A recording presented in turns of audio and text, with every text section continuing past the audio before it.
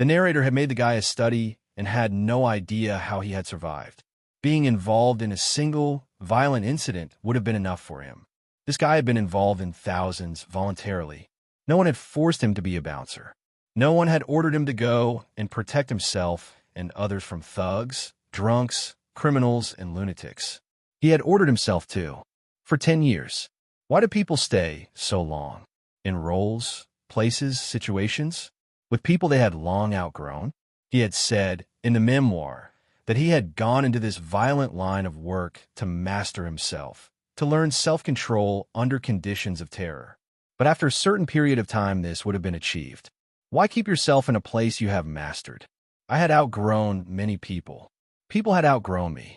All of us at different stages. Existing, learning, some of us to a degree. I was watching a reel, some bald guy on the internet. There was a monk, he was saying, and the monk lived in a monastery. One day, during a period of enforced contemplation and silence, he received a previously unheard voice in his head. You can't stay where you are, the voice had instructed. You have to go into the world and tell your story. The bald guy pausing for effect, nodding, allowing space for me to digest a message he no doubt intended to be profound. The trouble was, he continued. The monk had no story. He'd been bored the whole time and had never met anyone. The monk's future uncertain. He asked his fellow monks, but being in a period of enforced contemplation, none of them would answer him.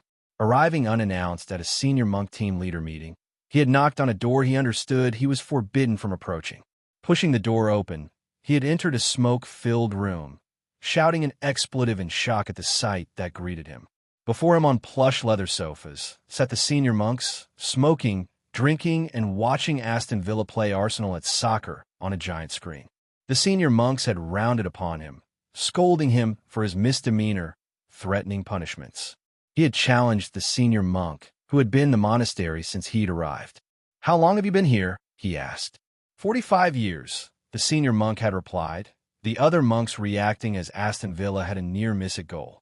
"Don't you want to leave?" the monk asked. "No," the senior monk had giggled, puffing on a cigar.